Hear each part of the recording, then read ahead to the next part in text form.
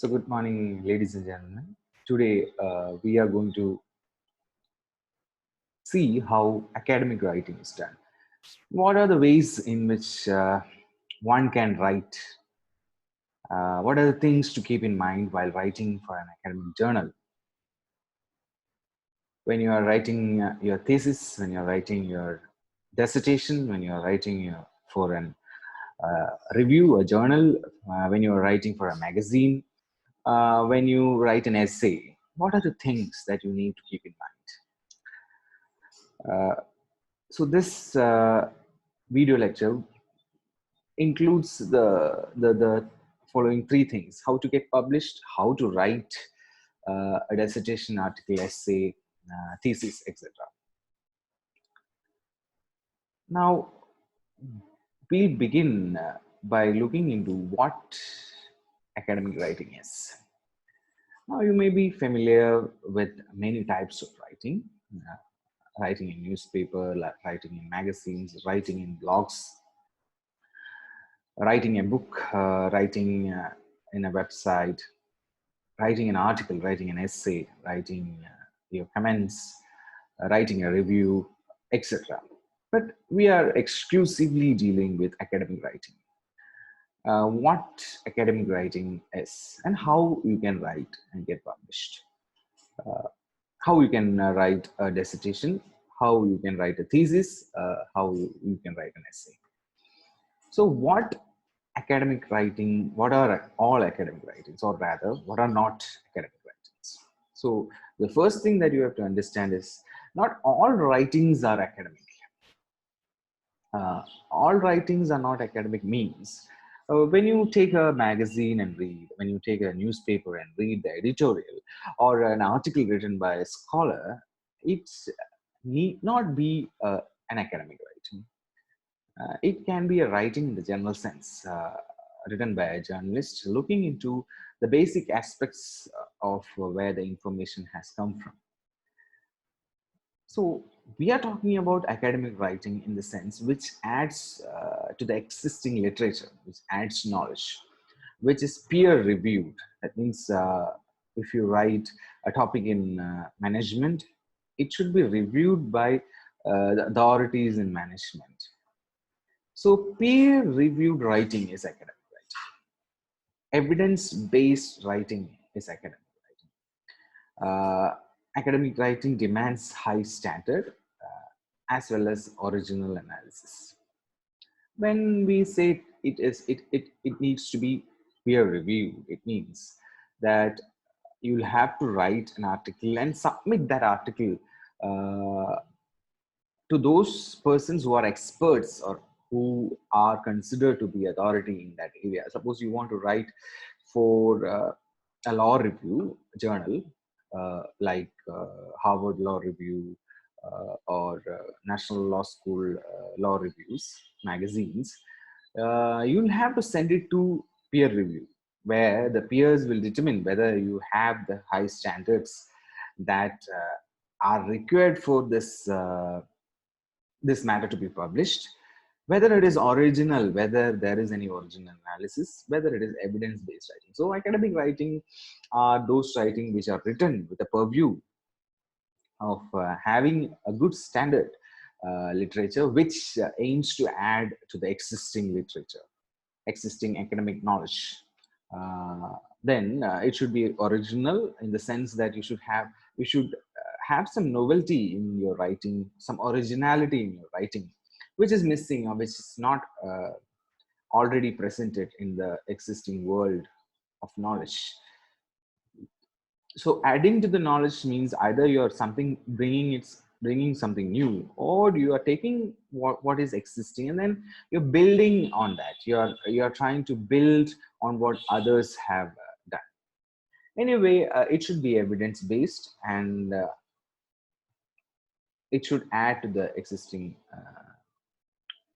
knowledge of the relevant field. So academic writing is something which is a serious job. This is not something which you do to get good grades in your exam, or something which you do in order to earn a degree, like a Juris Doctor or a PhD or a master's degree. But this is academic writing is more serious, where you're trying to bring in something new to the world, where you're going to express your viewpoint to the world.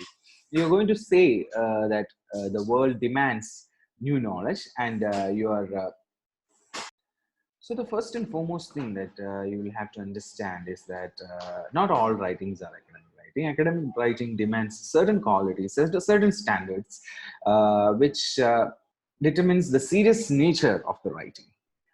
Uh, now, let us go into the specifics.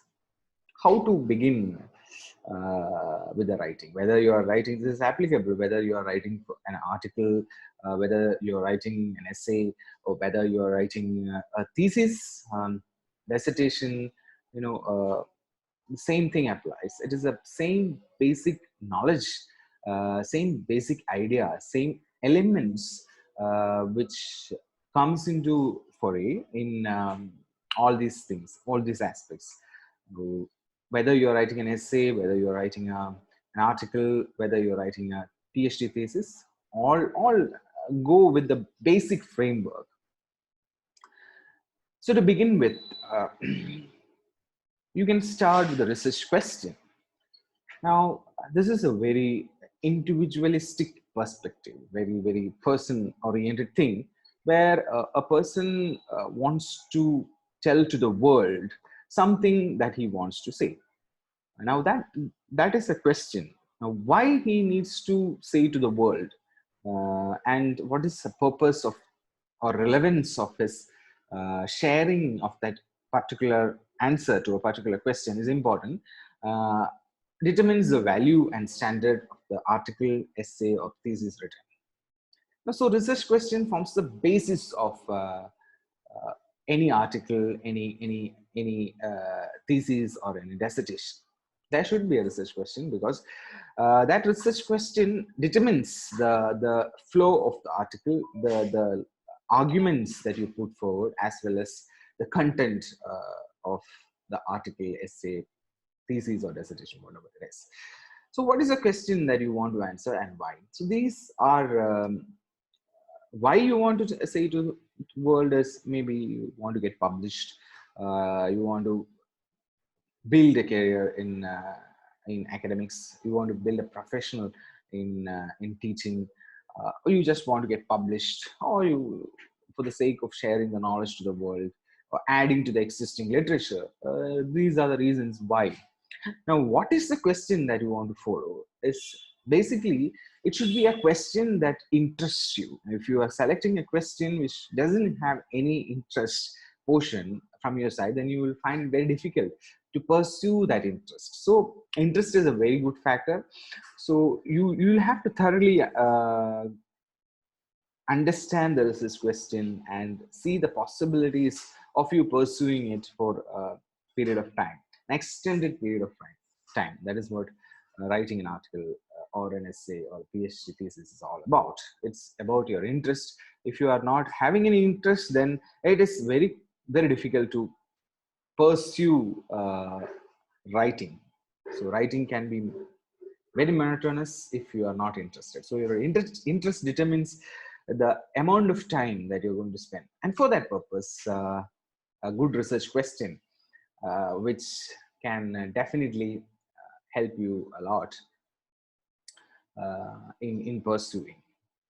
Now, once you have found out your area of interest, and you have framed somewhat a question, like what is that you're going to do and why you're going to do that, then comes the methodology. How are you going to answer the question? Like whether it is a doctrinal research, whether it is an experimental thing. So methodology comes in after you have determined what you're going to say to the world. Uh, Basically, if it is a doctrinal research, how you're going to add knowledge, what are the literature that you're going to review, and what are the reading materials that you're going to take. So doctrinal research demands a lot of library work or a lot of reading in that sense. And then you'll have to do the background reading, and once again come back to the research question. You'll have to go and meet the relevant persons who are who are experienced, who have written in those areas, uh, and then seek their advice, like how can we proceed, whether we can do it or not. Take their inputs and then proceed with your literature review. Read meaning literatures in the area that you have selected, and then find something which you want to say, and why you want to say, and what are the things that the existing literature lacks, or in which direction can you guide the existing knowledge in the area which you have chosen. The third question in the beginning will be the audience. Now, who will be interested in your writing? That is very important. Now, if you're going to write for a law review, then you will have to see whether the audience is a domestic audience, national audience, or an international audience. So depending on upon the type of audience that you're addressing, you will have to frame uh, your your research. Now, this can happen in two ways. One, when you want to get published and you're taking a journal to get published. So if you're taking an international journal dealing with international law, then you will have to understand that the audience may not be interested in some small domestic event that is happening in within your geographical terrain. But if you are able to link that geographical terrain or the issues or events in the geographical terrain to the outside world, then and say that this is how it's going to affect, and this is the relevance, and I as a researcher feel that this should come to the foray of the international law, and then perhaps you may bring it to the audience. But otherwise, you should choose something which is very, very relevant. Coming back to legal side, if you are talking about data privacy bill or data privacy act, which is passed in legislation in India. Now, when you write for a journal within India, it is okay, but when you write for a journal outside India, you always have to be your research will always have to be on a comparative perspective. Why comparative perspective is necessary? Because you're going to an audience who demands such comparison, because international audiences may not be always ready to narrow their reading to a specific country or a specific jurisdiction. So it depends upon the audience as who will be interested in reading your literature. For example, if you are writing for a medical journal, and it's an evidence-based study that you're conducting, so you'll have to share your knowledge to the medical world, depending upon the audience, whether you're writing in the academic circle, whether you're writing to the student circle, or whether you're writing in a layman's perspective. Suppose you're writing in the newspaper, your medical article should have a layman's perspective, because every common man should understand. But if you're writing in an academic circle, mainly for your academic interest, then your language differs and the style of writing the journal differs. So the style depends upon two things: research question, research methodology, and audience. So you will always have to keep in mind the audience to which you are addressing. Why you should keep in mind the audience is because it is for them that you're writing, and even if you want to get published, the publisher should feel that the audience who reads this should get benefit. So ultimately, uh, in addition to uh, adding to the existing knowledge, you should also address the audience. Always keep in mind the audience who reads. Otherwise, it will be very difficult for you to come up with an idea and get acceptance, even though the idea and the work put on the work that you have put on your idea may be huge. Now, the next question, as you can see here, is how much time do you have? How much time do you have? So again, academic writing is a serious business, and if you do not have enough time, then you cannot write a legal article or an academic article. So how much time you're ready to spend to write an article determines how serious you are. And if you are able to spend 1 week, 2 week, 1 month, 2 month, it depends upon Of course, it depends upon the topic, but then also how much time you are going to spend determines whether you are serious enough as to enter into the foray of writing, especially academic writing, which demands patience and a huge amount of time. So that is in the beginning that what you will have to do. And then comes the cardinal rule of communication. What you want to communicate in an article, in an essay, in a thesis. Now, an article may be around 6,000, 7,000, 8,000 words, mostly. 3,000 to 8,000 words, you can write an essay or an article. Whereas a thesis or a dissertation may, a small dissertation may take up to 100 pages, 200 pages. Maybe a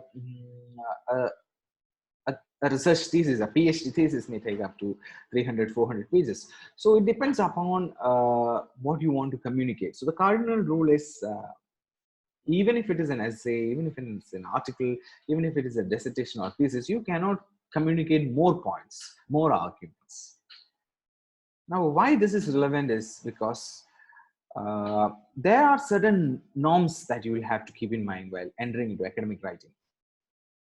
And the first and foremost rule is that you should be able to give takeaways to the readers.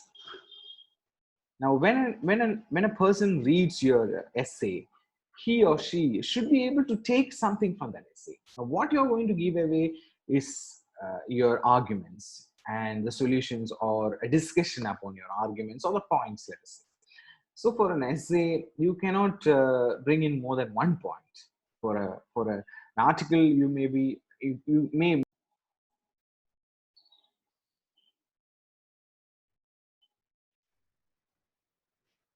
so you cannot communicate more points. And if you would like to go for more points, you will have to go for more than one article or more than one essay. But in a dissertation, you may go up to 3 or 4 points. In 3 or 4 arguments. In a thesis, PhD thesis, you may go for 10 up to 5 or 10 arguments, points, depending upon the nature of your dissertation. So academic writing demands precision as well as to the point arguments, where you are not going to generalize everything and incorporate everything, but rather you're going to minimize things and let the audience or the readers take away certain points or certain arguments from your work. So the next thing is, do not bring in more than you can explain. So try to be more precise. Precision is the norm of legal writing, academic writing. Precision is what you should aim at. So try to focus on 1 or 2 arguments and not more. As discussed, the main attraction, the main idea behind your writing should be to give your audience something to take away. So you limit your arguments to very few, very few arguments and not more. Do not bring in more, as it can get complicated. Now, how to go about that, we'll see in the next slides. Other thing that you'll have to keep in mind while writing for an academic journal is originality. Now, what is originality? Originality means something new, something that others have not written, something that you want to say to the world, something you want to say to your academic world that others have missed, or something new that you want to bring into this world for others to understand, for others to read and take away those points. So originality is something very, very important in academic writing. You should be original, and as always, you can always escape the plagiarism and other issues related with that if you are original. So what you have to say, what have you got to say, is what determines how original your work is. If you are quoting someone else, if you are paraphrasing someone else's argument, then perhaps you need some that is not originality. Paraphrasing doesn't mean you are bringing an original work. Paraphrasing simply means that you are putting someone else's words or work in a different way. That is not originality. Now, after paraphrasing, what you have to say about those that work, maybe that can be considered as originality. So if it is already in the public domain, no, then it is not original. And what is the purpose of your article? Also determine how original you are and what content. Now, what uh, is the structure of an academic writing? A structure of an essay, structure of an article, a dissertation, or a thesis. Now, the structure depends on the type of writing, whether it is a thesis, dissertation, article, or essay. But uh, all all these writings have something in common. That is, they all have an introduction, they all have a middle section, and they all have a conclusion. Even though an essay is small, it should have an introduction, it should have a middle section, and it should have a conclusion. Now, the structure demands that you write in this way, where you are introducing and you are discussing and deliberating upon the introduction in section wise. After the introduction, then you are concluding your arguments. So the structure should have an introduction, middle section, and conclusion, and you should be able to give some takeaways to the readers in all these sections. We'll go into the details of how this works. Before that, what are the word limits that you have to keep in mind? Let us take an example of an article, an academic article, which you need to write in, say, about 7,000 to 8,000 words, or 6,000 to 8,000 words. So yeah, you should limit, you should learn to limit your introduction to maybe less than 1,000 words. Then you can have 3 or 4 middle sections, each having an argument or a theme, not more. So in the middle section, if you are going for 3 sections, then these 3 sections should have 3 arguments and the discussions of those arguments, and no more than that. So that can anyway range between 1,000 and 3,000. So 3 sections, if it is 2,000 word each, then around 6,000 words of middle section you will have to encounter. And in conclusion, you will have to use around 500 to 1,000 words depending upon the word limit. So this is a general idea of how we are dividing words that we want to communicate to others. So basically for an article, this goes like this. And if you are writing a PhD thesis, again, all the words here will get increased, but only proportionately. That's what I'm going to say. Even if it is an essay, it will reduce only proportionality.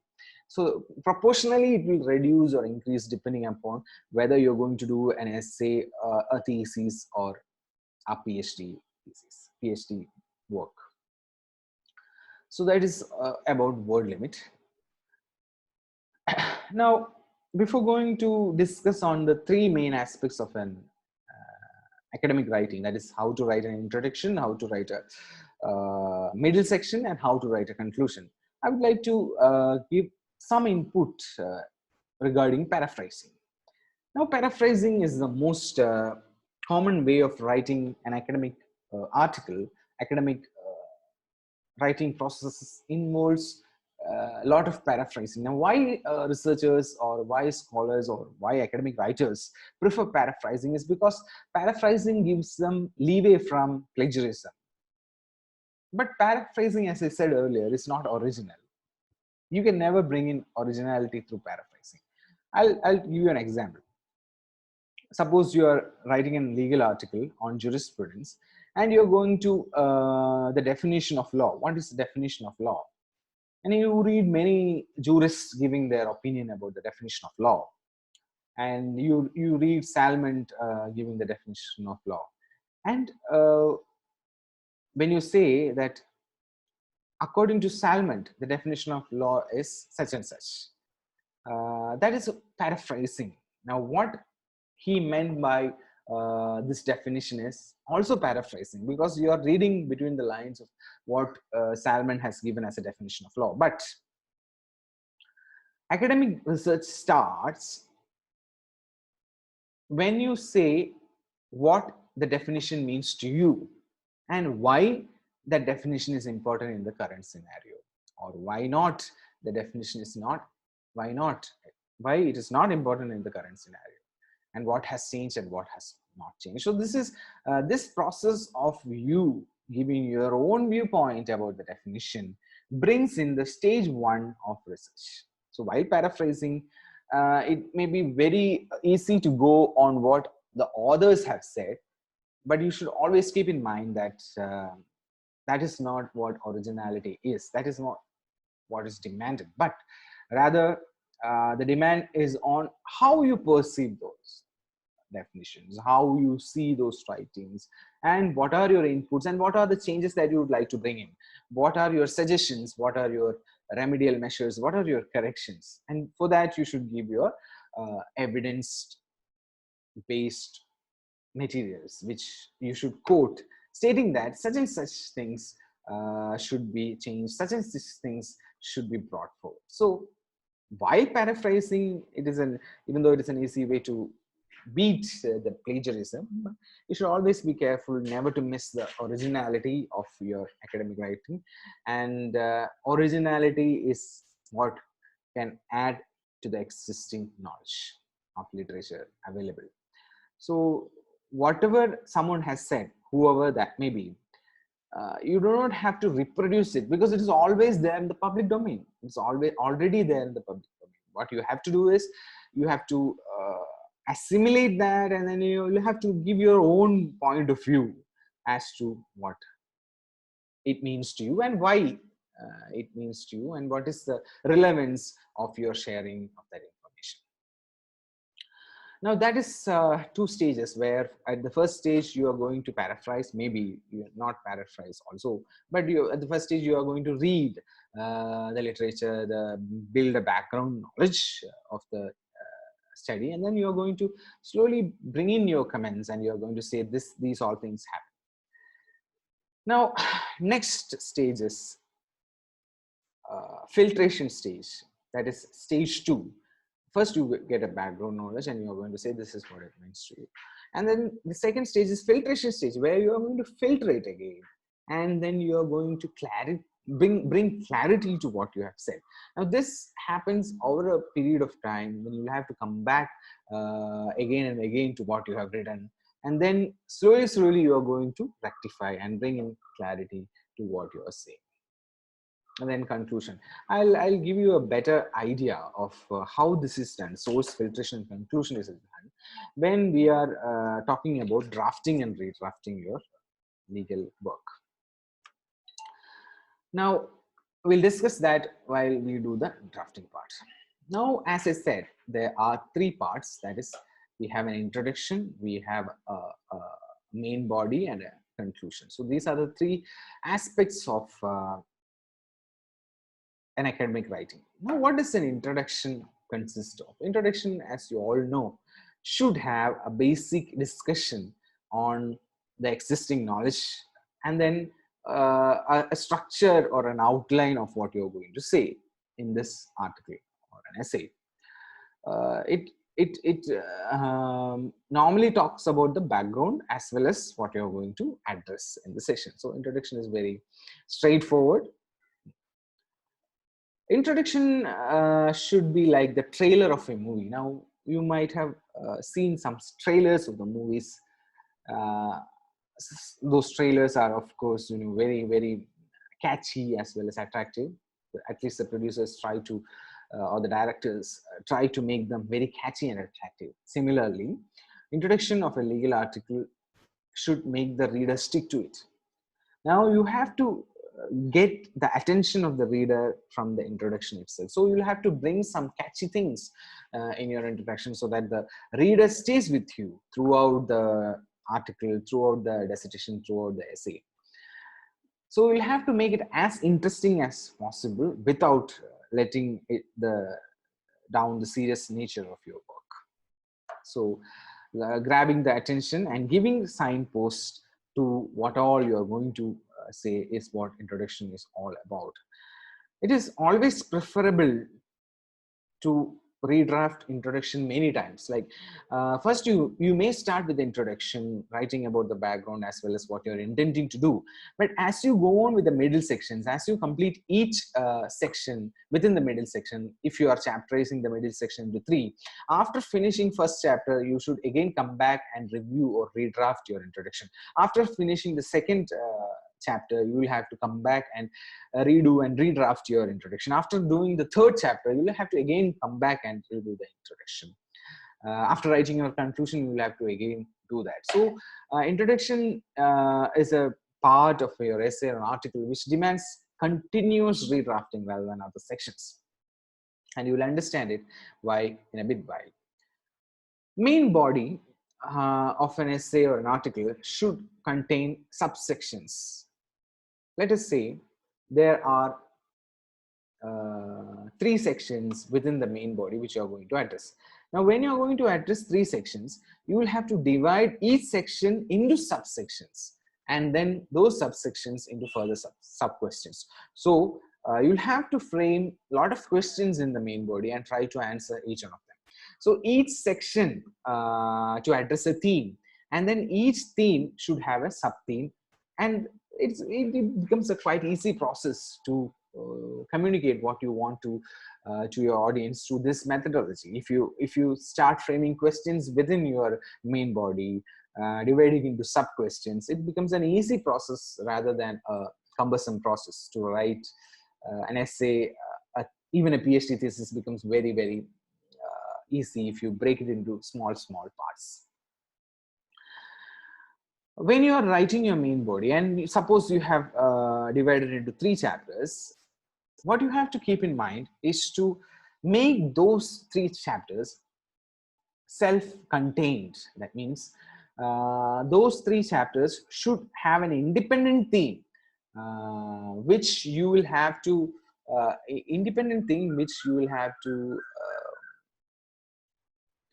so each section should address a theme. Sub questions, I'll give you an example as how to build the body and how to frame questions with regard. But for the purpose of understanding, you should have a main body, and then you should classify that main body into themes, different themes, by dividing it into questions and sub questions which you can answer, and then you can finally have a compact chapter which is self-contained. So each of your chapters or each of your sessions in the main body should be self-explanatory, which within itself should have an introduction, a main body, and conclusion. So each section should address a theme, and those themes should be full in the sense that it should have an introduction, a main body, and conclusion. Suppose you are going for 3 chapters, then you will have to have an introduction, as I said in the beginning. Then you will have to come into chapterization, and when you come to chapterization, each chapter should have an introduction, a conclusion, and a introduction, main body, and a conclusion. And then you will have to give signposts to the readers from moving from one session within the main body to another session. That is that all. It makes the writing very, very simple and productive. Try to bring in always, while paraphrasing within the main body, you should always try to bring in your own original idea. Originality is the key point for a successful academic writing. Now, conclusion.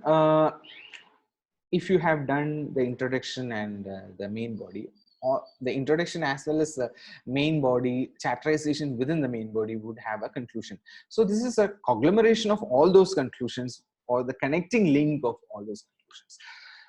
Now, how to bring a better conclusion is through redrafting. Redrafting is the method through which you are going to bring better conclusion. For that, let us look at what redrafting is. The art of redrafting, I would say. You'll have to understand that academic writing is circular. Circular in the sense that it is an ever revolving process. Let's see it here. Academic writing is circular. Circular means, suppose you have written an introduction, you have written main bodies, you have redrafted your introduction, then you have written your conclusion, then you will have to take your conclusion, the conclusion that you have arrived after your first cycle, and place it at the top in the introduction. That means, suppose you have got a conclusion here, you take the conclusion and bring it to the introduction, and then work on your research question and see the difference. Now you are working on something which you have already put in, already you might have reached a conclusion. Now this process is very important. Most of the research scholars, most of the people, they do not go for redrafting, because once you have framed a research question, you have worked on that introduction, and you have worked on the chapterization, you have reached a conclusion. Now why worry to change that conclusion that you've already reached? Now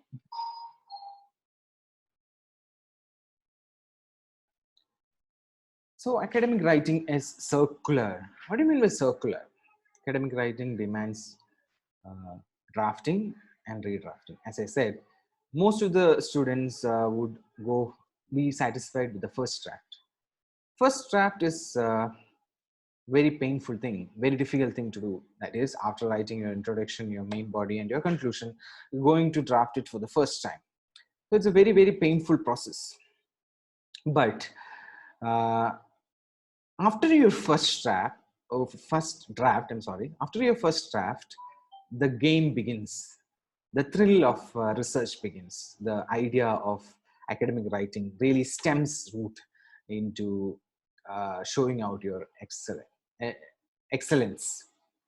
Now, why I'm saying this is because if you submit your academic writing, if you submit your thesis or your article in one draft, then you will not get much from that work that you have done. Suppose you have spent around 5 to 6 months preparing for a dissertation, and because of the lack of time in or that pen, because of the pressing time, or the date that you want to submit has already arrived very near, you want to submit it in the first draft itself. But I would say you should go for at least a minimum of 5 drafts: first draft, second draft, third draft, fourth draft, and fifth draft before finally submitting your academic writing. Now, why this is important is because in the first draft, you will get a conclusion. You will have a more refined work than that you have already written down. Now, as your drafts increases, the clarity of your work also increases. How you should do that is, now suppose you have reached a conclusion in the first draft. Now you take that conclusion and bring it to the introductory part, to the research question, and then again draft your work, making the changes that are necessary. Then you will understand, oh, I have missed something in the middle section. Why I am bringing in such and such things? Why not this? Why can't I put in changes in these pages, these lines? Why my writing can't be in this or can be in this? Why should it be in other direction? Those questions are what the fun part of your research work is all about. Your academic writing is all about. But most of the time, scholars, because of the pressing time and the demand, they often submit their work in the first draft. Never ever do this. Find time for redrafting. The more you redraft, the more refined the article becomes. The more you put in your ideas, the more wonderful your article becomes, your thesis becomes, your dissertation becomes. Suppose you're ready to go for two. You can see the difference by second draft itself. Your article would have elevated from a particular level to another level. That means your standard, as I mentioned in the introduction, your standard will keep on climbing as the number of drafts you do. So redrafting is the key to bring excellence in your academic writing. If you redraft more, you get better quality work, better work with clarity, and of course your intelligence will increase. uh, your worth, the work will stay fresh until and you submit it. So the quality and essence of your work will be wonderful once you do 5 drafts. So number of drafts, I would suggest at least 5. Now if you can go for more than 5, it is always better. Each time you do redrafting, always try to bring in the conclusion to the introductory part, and try to bring a connection, and you can see how wonderfully refined your article, essay or thesis become. So at least 5 redraft is the key for a wonderful dissertation. Now, if you look at the process of publishing,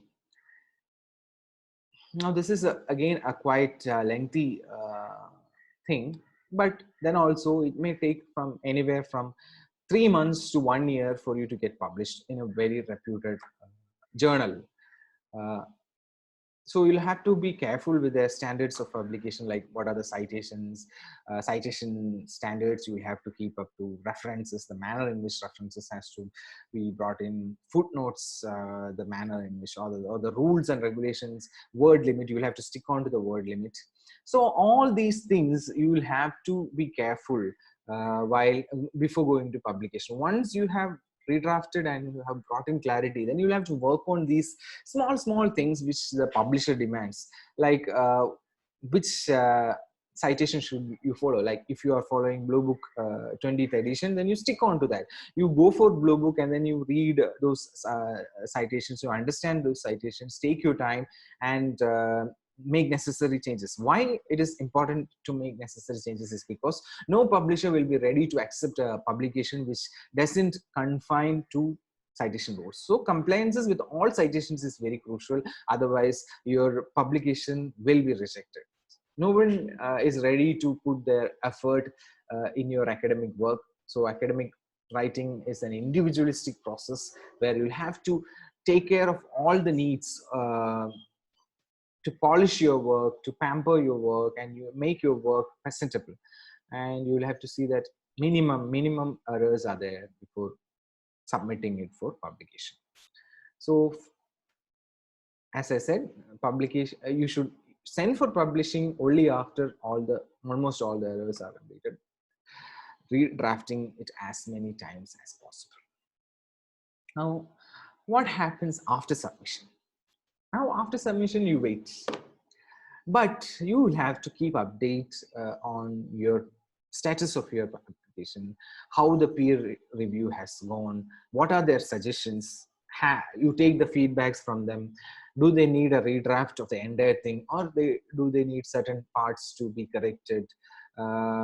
So you'll always be ready to incorporate the changes or the feedbacks that have been given to you either by the journal people or from your guide regarding a PhD thesis. Always be ready with the changes that you need to incorporate. What I'm trying to say is, if you are spending around 3 years on a PhD thesis and your guide says to incorporate some changes which may take 6 months, you should be ready with that, because already you have spent 3 fruitful years. That means you are spending more on your work, means bringing more clarity to your work. So be ready to spend more time reviewing it. That is the key. Now, what happens if you are rejected? Now, this is a very depressing point, because as an scholar, as an academic writer, you may be spending a serious amount of your lifetime to review or work to write a thesis or an article or a dissertation. What happens if you get rejected? First and foremost thing, there are very less chances of you being rejected if you follow all the guidelines that I have given in this video. There are very less chances of being rejected, but still you may be rejected for various reasons, because when you submit an article, that article may not be relevant to the publishers, and they may send it back to you, even though it is good article, they may not need it at that time. So what are you going to do? You'll have to always look around other ways, other journals. But if it is not possible to rework, for example, let us say it is a PhD thesis that has been rejected. Now you have to sit in with your guide or the committee of scholars, and then you'll have to work it out. Like, what are the corrections that you need to do? You incorporate those corrects and then again submit it back. So you never give up on an academic venture. Never ever give up. That is the mantra that you'll have to follow if you want to really get into academics. So it is a hard-earned labor, spending so many years, so many days, so many nights, sleepless nights. But ultimately, you should never give up, and you should always find new avenues. Be honest, stick to your plan, and you will one day or another be successful in academics. So that is all about writing that I would like to share at this moment of time. But anyway, if you have any future questions, queries, you're always free to mail me. And I'm running a Google Classroom on publishing, where you can access my materials and my videos online on Google Classroom. So those who are interested, they can mail me at this email ID. I would give you the code for accessing my Google Classroom. Before saying goodbye, I would like to show you as a bonus a small work which I have done to show you how introduction, main body, and conclusion can be worked out. So this is my dissertation on my master's in law.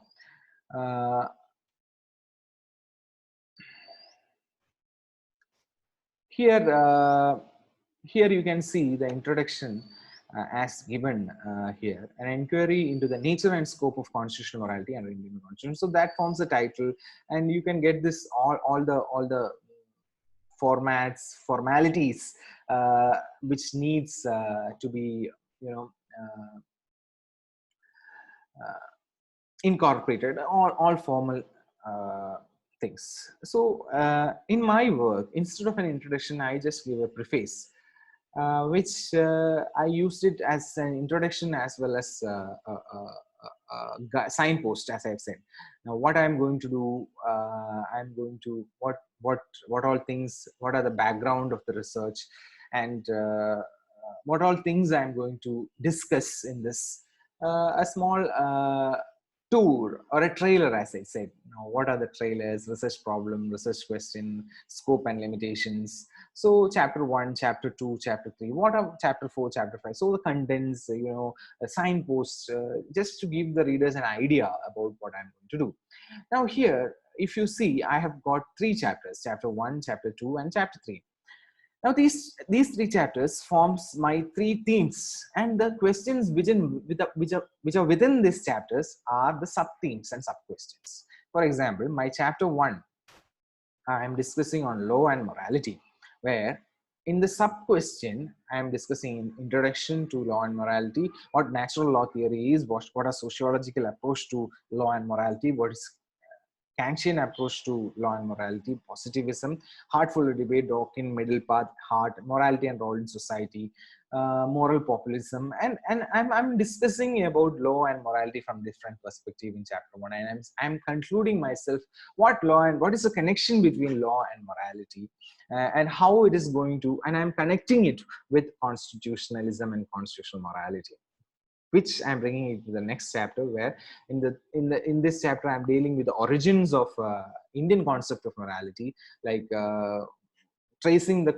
idea of morality and comparing it with dharma and dhamma of different traditions. I'm trying to bring a historical perspective of the concept of morality. Then I'm going into constitutionalism, the concept, the idea of constitutionalism, and how the constitution and constitution is relevant for constitutional morality. I'm going into constitutional assembly debates. I'm including morality into the constitution, the need for inclusion of morality, and I always discuss some aspects of religion on that basis. And in third chapter, I'm discussing and connecting with that. First, I have introduced morality, law and morality. Then I have gone into Indian constitution, constitutionalism, and constitutional assembly debates. And then I am bringing it to judicial approach, where I have discussed these case laws into three phases. The first phase, where Ambedkar has quoted constitutional morality, and the relevant case laws, especially the Keshavananda Bharati case, which mentions about constitutional morality. The second phase of good governance and constitutional trust, administrative governance of constitutional morality. And the third phase, where I have discussed in detail four case laws regarding constitutional morality, what the court has said. And I have given a conclusion. So you can see each chapter has a conclusion of its own. Chapter 1, Chapter 2, Chapter 3 has a conclusion of its own. Now, what I have done in Chapter 4 is to conglomerate or corroborate all the conclusions together, and then gives my own idea of constitutional morality. Where to go from? What I think of constitutional morality, what is a constitution, and by analyzing this exploratory study on constitutional morality, what is constitutional morality according to me. So this forms a thesis. The rest is all depending upon the formality that you can have. But you'll have to understand that this is a time-consuming process, and this is an honest effort from your part should be there to make the work original. And even if you are able to publish only one article in a time span of 1 year, that publication should take you somewhere if it is published in a very good reputed journal. So the more reputed the journal, the more difficult it becomes for you to get published. So I hope that this small video have been useful to you, and I wish each and every one of you legal scholars who are working and who are trying to improve themselves in academic writing all the very best. And thank you so much for your patient listening. Please do leave a comment if you have any, if you need any clarifications. And I said, you can always email me for accessing my lectures online. Thank you so much.